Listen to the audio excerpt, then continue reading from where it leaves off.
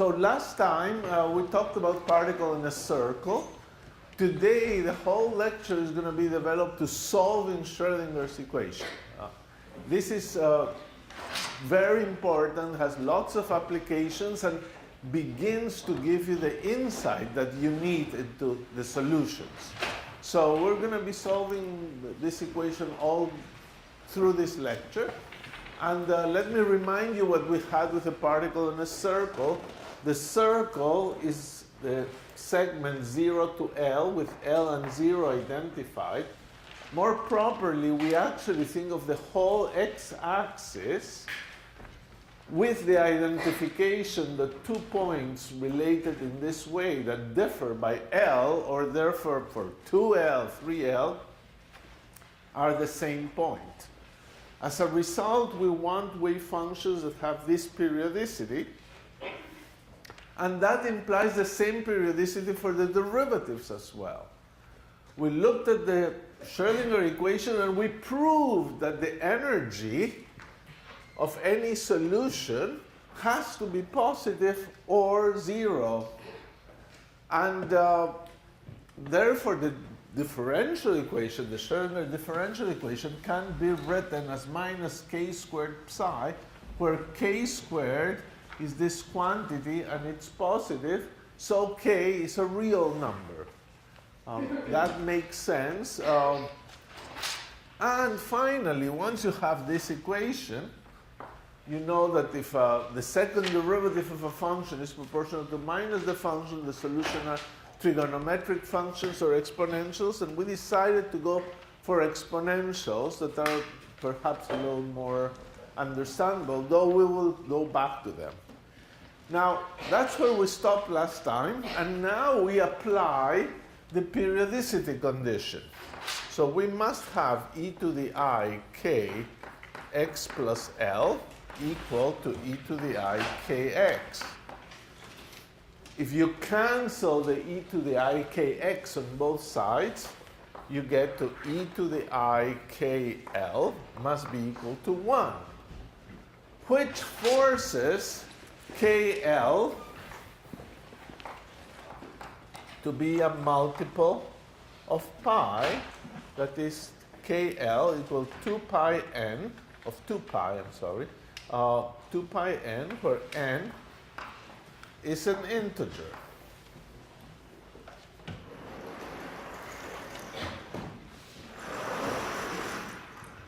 So those are the values of k. We'll write them slightly differently.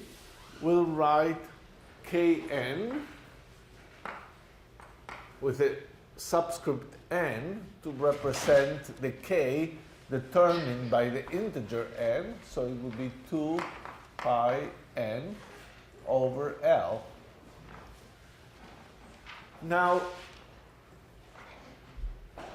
from that equation for k squared equal 2me over h squared, you get E is equal to h squared k squared over 2m. And k in these solutions represents, therefore, the momentum. That is, the momentum Pn is h bar kn, and it's 2 pi h bar n over L. And the energies associated with solutions with kn value is En would be h squared kn squared, so 4 pi squared n squared over L squared over 2m. So this is equal to 2 pi squared h squared n squared over ml squared. Well, those are numbers. It's good to have them. And our solution is psi n of x is equal to e to the I, or is proportional to e to the I k n x. So far, So good, but we can now normalize this thing. This is the beauty of the problem of a particle on a circle. If you have a particle in free space, psi squared is equal to 1 and the integral is infinite.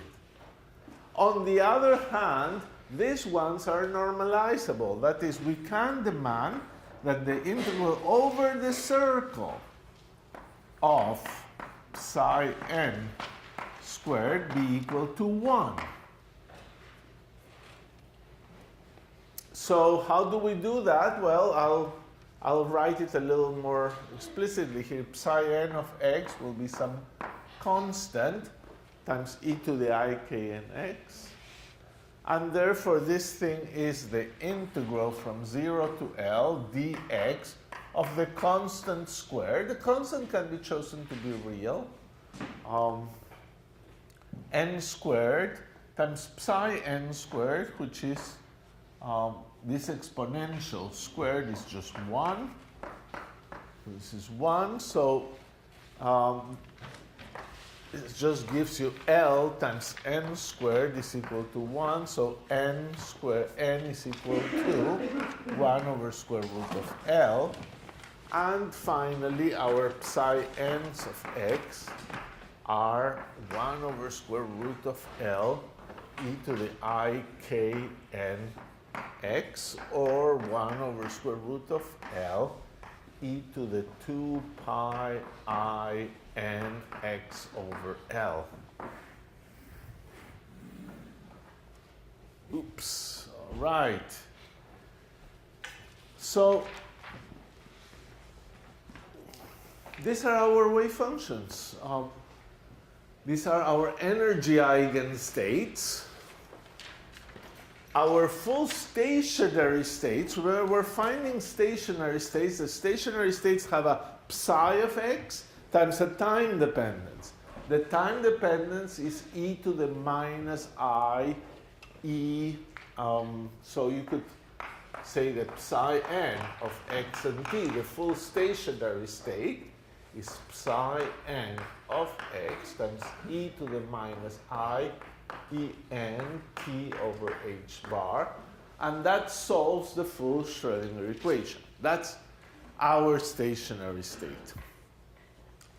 So one thing that should be emphasized here is the range of the integers. N is an integer, and we better realize if there's some exceptions, maybe just the positive. Is 0 included? Is 0 not included? In here, it's really as stated here. It's all the integers, n from minus infinity to plus infinity.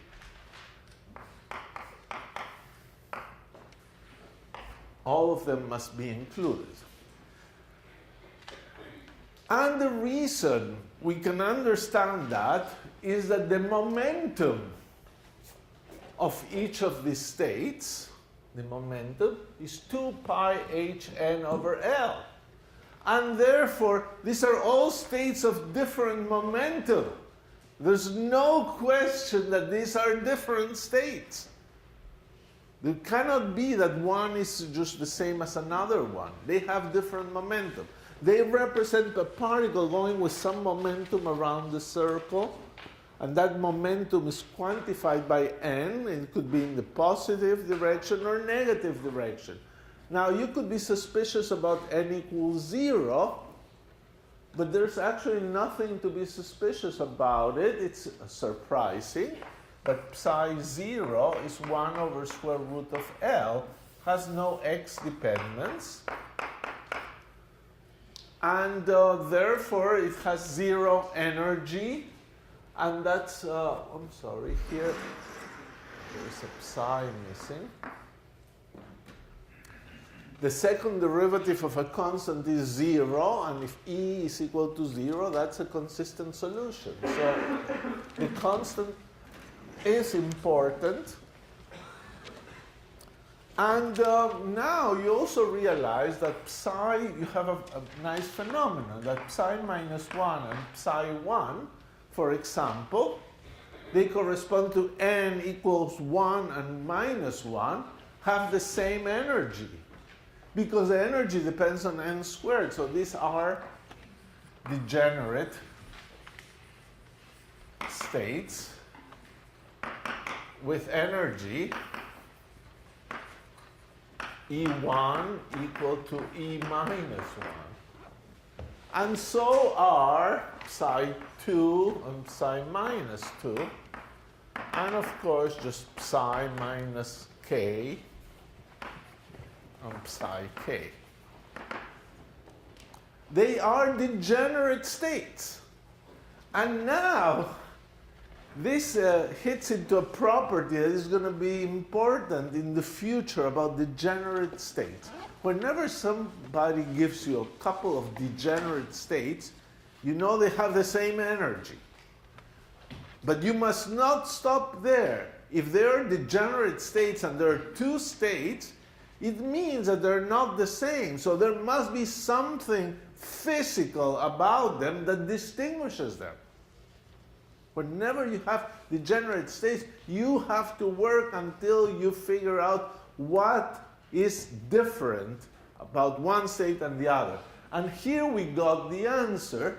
The answer is simply that they're degenerate states with a different momentum. So the momentum is an observable that distinguishes those degenerate states. In fact, as we've written here, P on psi n of x is equal to Pn psi n.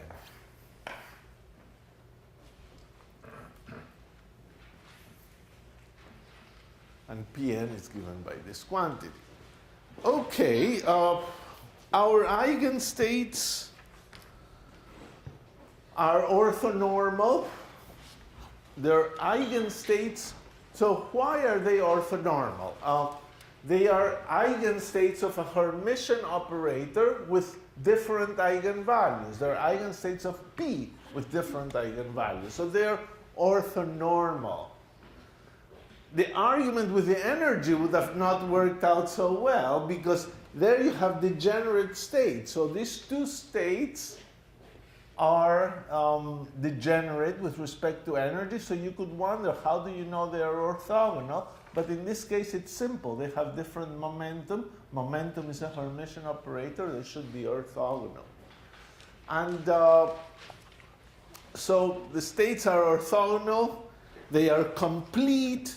You can write any wave function of the circle as a superposition of those psi n's. So any psi of x periodic can be written as psi of x, the sum a n psi n's over all the integers. And one last remark. We could have worked with sines and cosines, and therefore we could have worked with psi k plus psi minus k. This psi k and psi minus k have the same energy. Therefore, the sum is an energy eigenstate of that same energy. The Hamiltonian acting on psi k gives you the energy times psi k. Here, the same energy times psi minus k. So this is an energy eigenstate. And this is proportional to cosine of kx.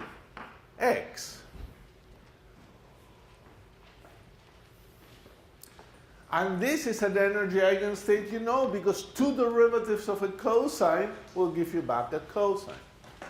Similarly, psi k minus psi of minus k is proportional to sine of kx, and that's also an energy eigenstate. Both are energy eigenstates. So this is kind of the way you can reformulate the Fourier's theorem here. You could say anything can be written as a superposition of all the exponentials, including the exponential with n equals 0, which is just a constant. Or alternatively, everything could be written in terms of sines and cosines, which is another way of doing the Fourier theorem. These are energy eigenstates, but they're not p eigenstates anymore.